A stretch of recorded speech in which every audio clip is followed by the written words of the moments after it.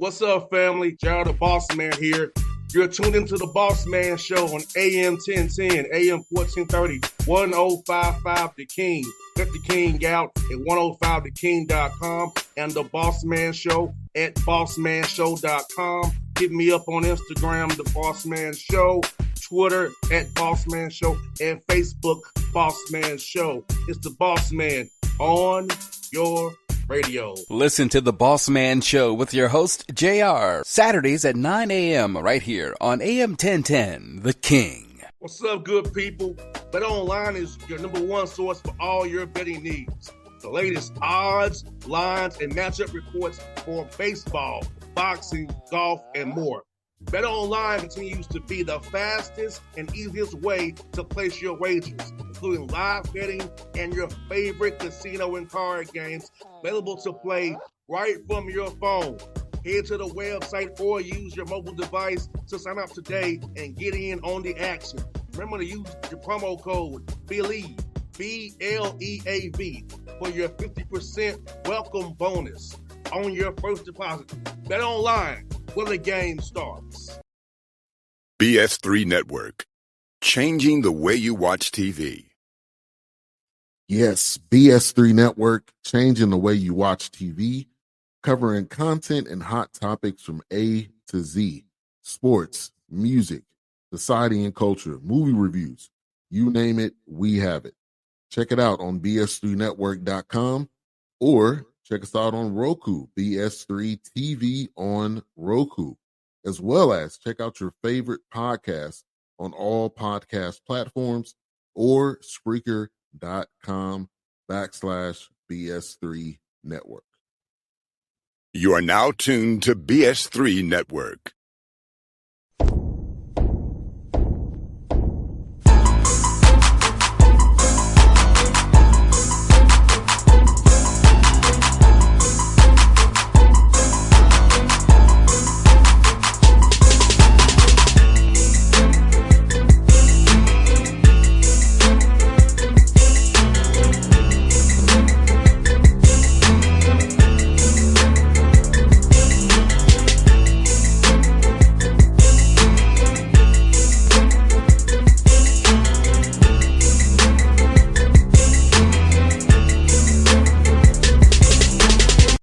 Back on the Bossman Show, in front of the show. This one, the American East playoffs. My man Phil Martelli Jr., the Brand Bulldogs.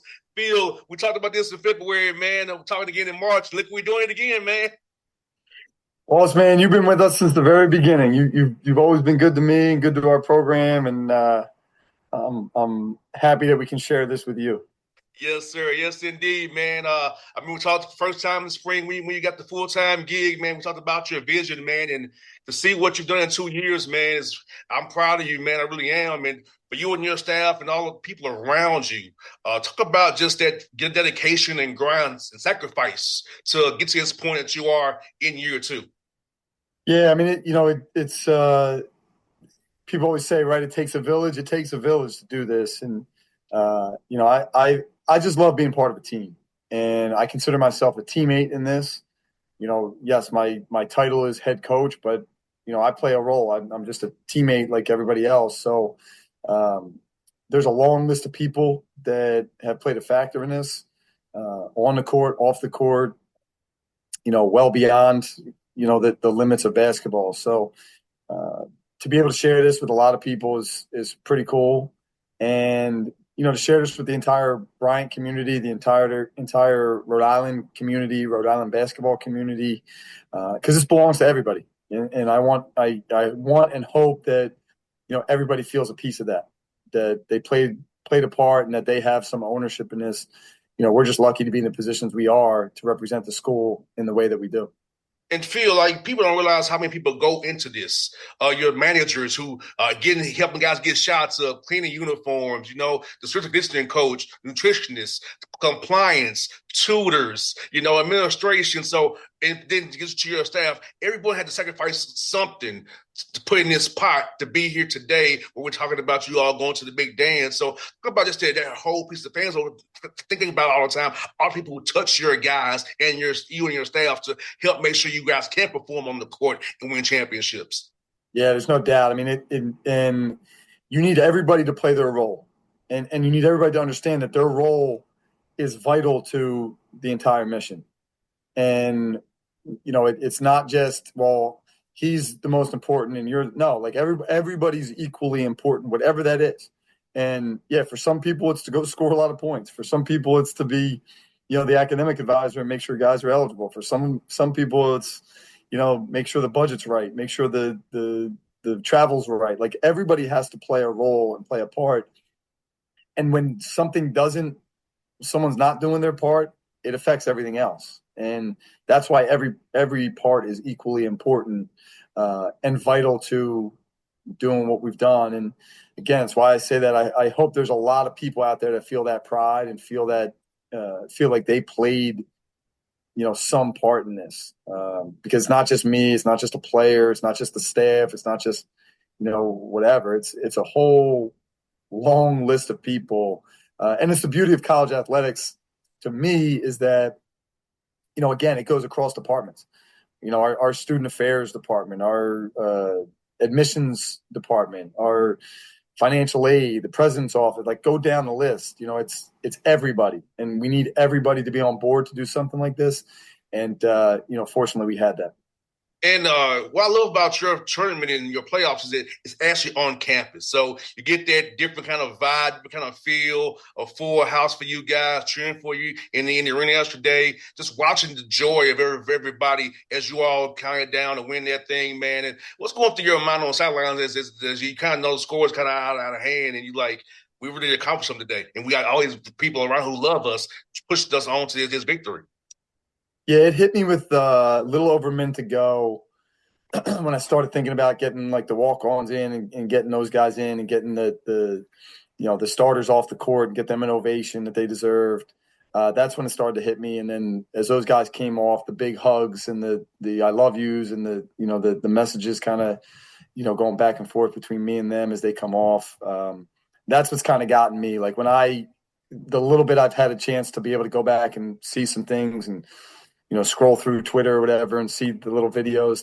The ones that get me are that those guys coming off the floor, that celebration as they're coming off with a minute to go, triumphant. And a lot was put into this. And these guys were laser focused on a mission. They didn't waver from their belief. They didn't waver from, the path. They just stayed on it, through good and bad. And they absolutely deserved to be called champions. And, for them to be able to walk off knowing at that point in time, like, we're going to do this. We're going to be champions. Those are memories that you can never, ever erase, and a bond now that they'll have forever, that anytime they walk in that gym, they're going to see that banner hanging up there and know that was our team. And, that's all I ever want for every guy that puts on a uniform in our program. It's all I ever want is for them to have that opportunity. No doubt, man. Like you said, for me, I've been out of it, going on almost full 20 years, man. The team aspect, like you said, you can't replicate being a part of a team. And, the group chats we still have to this day, man, the memories we have, the homecomings, the jokes we have, like, you can't replicate that. And even though we've been almost 20 years, man, like, those memories still are with you. And you still have those talks about the practices, running them stairs, man. Like, those small things that people don't understand that what us as players do, you don't forget that stuff. It's forever. Yep. And you have some championship behind your name forever. That's it. And especially when you stamp it with a championship, because for all of us that played and were part of a team, like, I'm sure it's the same for you. Like, I remember those inside jokes. I remember those bus rides where you're clowning on somebody or you're getting clowned on or there's whatever's going back and forth. And, like, I remember those better than I remember, like, hey, remember that one game? There's certain games that stand out, but, more than like specific games, it's more memories of that. It's more memories of like, remember that time that so-and-so showed up and he had da-da-da-da. And, like, it's just that. It's remember we used to always say this, or we used to always talk about that. Like, that's what it is. And then when you cement it with champion, because those memories, like, that's something they will never, ever, ever forget, climbing up on that ladder, cutting that net down. They will never forget the embraces that they were having with each other, with family, with other students, with, administrators. they'll never, ever forget that and can never be taken from them, and you can say a lot of things about a lot of different people, but when you're a champion, you're always a champion. There's nothing they can do to take that away from you. And these guys earn that right to be called champion. No doubt. Phil, let me ask you this, man. You're going on six game winning streak through the regular season in this tournament. Did you ever say that was a good loss to take to kind of get you refocused? Because it's hard to teach from a win sometimes, and guys can get complacent. So was it good to maybe take a loss right before the tournament to get them refocused and really locked in even harder than before? Because sometimes you get happy too positive. You can't really coach them hard as you want to. Yeah, I mean, I will say this: we were not a group that was ever like locked into like, hey, we've won 5 in a row. We went, I forget what it was to start conference play, 8 or 9 in a row. Like we never talked about that. We never dwelled on that. And they would show up every day, ready to work, ready to learn. So I don't know. I never thought about it that way. Like we take every moment. Every game, win, lose, or draw, we would do a post game edit and we'd teach from it. Hey, these are some defensive breakdowns. This is why this happened. This is what should not ever happen again. Here's some good things. Here's some great ball movement. We need to continue that. So we've always tried to continue with that learning module. And I told them after we lost to Vermont at Vermont, 59-55. And I told them, I said, our defense that night was championship level. If we played that level of defense, I told them we will win the next 6 games and we will have a huge celebration, which we ended up doing. The offense that night was not good enough. And I put that on me. I was like, I didn't do a good enough job. I didn't put you in the right spots. That's on me. And that was not who we were. We were the best offense and the best defense in the league. So I said, that's not going to really happen again. So I put it on them. I said, look, if we can guard like that for 6 more games, roughly 420 possessions, then we can do this thing. And, that's what they were bought into, so yeah, we're always taking teaching moments, win or lose. But I will say this group stayed pretty focused on the mission no matter what. When we won the regular season, those guys came off and I'm giving them a big hug and every single one of them to a man said, Coach, we ain't done yet. This was not the mission. We're still on the mission. And that gave me like, you know what, they got it. They understand it. They're focused on it and we got to go get it. And Phil, what I really loved about your team is you were getting everybody's best shot too, and still performing at a high level. And in the tournament, they giving you your best shots, and you're still dominating, taking their runs, taking their punches, and staying composed. You didn't crack. Like we've seen teams where they get a big lead and they get a run and they start to crack. Your team didn't crack. They just kind of just buckled down. Okay, well, they made a run. Then let's get back to what we do. And impose our will on them, and you extend the lead out again. So talk about the understanding of runs and your team just pure focus to that, not being rattled by a team punching back a little bit. Yeah, I mean, and I told them this the other day, like they had a confidence about them without a cockiness, without a, like, we're overlooking people. There was a confident edge to them. And I told them, I said, you should be confident because of the work you've put in. And you should have an edge because there's still people trying to come after you. There's still people trying to beat you. There's still people that don't believe that you're the best team.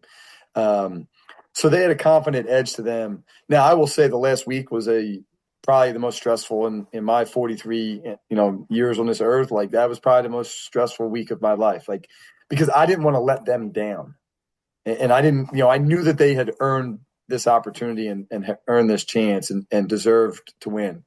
And I didn't want to be the one that have to sit there in front of them one of these games and try to pick up the pieces and say, I'm sorry, and feel like I let them down. So, there was a lot of stress to that, and we played 3 good teams. Like we didn't have, our 1-8 matchup, that should be like a game where people are like, well, that's, you got them. Like, no, we played a team that we beat by 5 on the road and by 2 at home when they had a shot at the buzzer that if it goes in, we lose the game. So, and one of the best offenses in our league. So, it was like, hey, this is not an easy, like 1-8 matchup.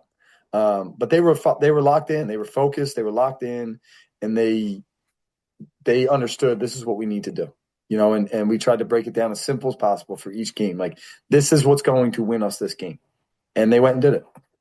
And Phil, what I'm really impressed with, man, you look at the stat sheet, you out rebounded these three teams by 40-40 these three games. And we talked about it in February, how he had to dominate the glass and rebound the ball and get out there, give opportunities and stop them from getting all extra opportunities. So I know you'd be really happy that you out rebounded your opponents by 44 through these three tournament games. Yeah, I mean, we were monsters on the offensive glass, and I mean, it, you played it. Like, there's a difference between, all right, somebody makes a shot as opposed to somebody misses a shot, they get the offensive rebound, they score on you. Like, there's just something that's like deflating about that, Yes. like whether you play good defense or bad defense, you're like, hey, they missed the shot, and then boom, offensive rebound, putback, offensive rebound, dunk, offensive rebound, M1, offensive rebound, kick out three. Like, we've been able to do that throughout conference play. And, that was just something we emphasized early on. We were not an offensive rebounding team last year. A lot of it had to do with that was not something we emphasized as a staff. And we didn't have great personnel for it. This year going in, I was concerned about us being able to shoot the ball. So I said, we're going to have to rebound the ball. We have to be an offensive rebounding team to get extra possessions. And we had the personnel, we had the length and the athleticism. And I say to them all the time, like, they might be able to box one guy out or maybe even two certain matchups. They can't box a third and a fourth guy out against us. We're too big. We're too athletic. We just have too much. And really, it just was up to us, like, just going and going and going. And, my assistant coaches did a great job of stressing that each day and making sure that they were on guys about, like, go get them, showing them tape. Like, look, you could have gone and got them. And players are players. They want stats, right? And like, this is an easy way to get a couple offensive rebounds. And, oh, by the way, you probably get another 2 baskets out of this. So instead of 12 and 8, you could end up with 16 and 10. Like, guys respond to that. Like, oh, yeah, you know what? Like, I could just go get 2 offensive rebounds, get 2 putbacks, and there you are. And, it was cool to see them follow that game plan and be willing to be coached on that and go do it. And Phil, also, man, shooting percentage, man, I could tell by the shooting percentage looking. I watched the game and I saw it myself, but you was taking the right shots. We talked about this before. Sometimes a bad shot, to me, is like a turnover for you. My dad is big on that. Your dad's probably big on that as well. A bad shot is like a turnover. But it's like you guys taking the right shots, making the right reads, and then when you did miss, like you said, you dominated the glass. So about being that in tune to where, hey, we know kind of autopilot, we're going to take the right shot, make the right reads, and we're going to live with the result. Then we're going to go do our thing, crashing the glass. Yeah, no doubt. I mean, that's we try to we don't overly emphasize, everybody obviously talks about threes and layups now and all that. And we're not over the top of, like, all right, we're never taking mid-range, because we actually have some guys that can make those.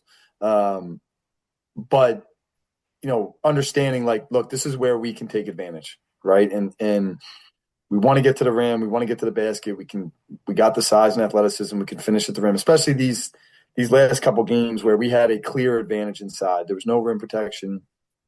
So it was like, we just got to get there. We get there, and then it's just you and the rim. And it's something that early on in conference play or non-conference play, for some reason, we weren't finishing great and should have been a better finishing team. Now, I think a lot of it had to do with the teams we were playing were very good. We had a really hard non-conference schedule. But it got us tested and got us ready for the conference season. But, that was something that we spent a lot of time on that stuff. We spent a lot of time on finishing and working on that stuff with everybody. So we wanted to get the right shots. And then, when they collapse on that and the open three is there, we're driving and kicking, and we try to give our guys a lot of confidence and freedom to shoot that ball, and not put those restrictions on guys to say, well, you're just an okay shooter, so don't shoot that. No, that puts like a fear in guys. No, I want them to be confident, like, raise up and shoot the ball. Our center, Keyshawn Mitchell, hit a huge one yesterday to put us back up like 17 or 18 or 19 or something in this, early in the second half. And he went through a stretch where he missed like 15 in a row, over the course of a couple conference games. And then these last however many games, he's like 7 for his last 12, So, like, I'm always like, look, it's going to eventually even itself out. Like, some of these guys, you miss 10 in a row, all that says to me is you're probably going to make 15 in a row at some point in time. Like, you're too good of a shooter, and the reps that they get. So, yeah, we want them taking great shots, and their willingness to give up themselves to get somebody else a great shot really led to us being an elite offensive team. That's one for you, Phil, man. This year, man, you broke the D1 record for wins for Bryant with 23, man. So another thing you can't take away from you. The most wins in Bryant. Healthy, you'll beat it next year. You get 24 and beyond, but this year you got 23, man. Think about how cool it was to get the D1 record for Bryant, man. Yeah, I mean, watch, we'll take whatever we can get. 23, 24, 25. Hopefully we continue to set the record of 23. We got at least one more game here. So, but yeah, I mean, it's not something that we set out for to say, like, let's go break that record or do whatever. There really has been a focus on each day, each game, and letting things happen how they happen. And, it has served us well over 2 years, and that's what we'll continue to do. No doubt, I feel. Best luck to you today with the brackets, man. I'm going to be cheering for you, man. You know that. I'll be in your corner one way or another, brother. So keep up the great work, and I hope to see you this summer when you got recruiting, man. I appreciate you as always, boss man. Thank you for your time, and thank you for your support of our team. Anytime, brother. It's always my pleasure, my brother. Thank you. BS3 Network, changing the way you watch TV. Yes, BS3 Network, changing the way you watch TV, covering content and hot topics from A to Z, sports, music, society and culture, movie reviews, you name it, we have it. Check it out on bs3network.com or check us out on Roku, BS3 TV on Roku, as well as check out your favorite podcasts on all podcast platforms or Spreaker.com/BS3 Network. You are now tuned to BS3 Network. What's up, good people? Bet Online is your number one source for all your betting needs. The latest odds, lines, and matchup reports for baseball, boxing, golf, and more. Bet Online continues to be the fastest and easiest way to place your wagers, including live betting and your favorite casino and card games available to play right from your phone. Head to the website or use your mobile device to sign up today and get in on the action. Remember to use your promo code BELIEVE, BLEAV, for your 50% welcome bonus on your first deposit. Bet Online, where the game starts. What's up, family? Jared the Bossman here. You're tuned into the Bossman Show on AM 1010, AM 1430, 1055 The King. Check The King out at 105theking.com and the Bossman Show at bossmanshow.com. Hit me up on Instagram, The Bossman Show, Twitter at Bossman Show, and Facebook, Bossman Show. It's the Bossman on your radio. Listen to The Bossman Show with your host, JR, Saturdays at 9 a.m. right here on AM 1010, The King.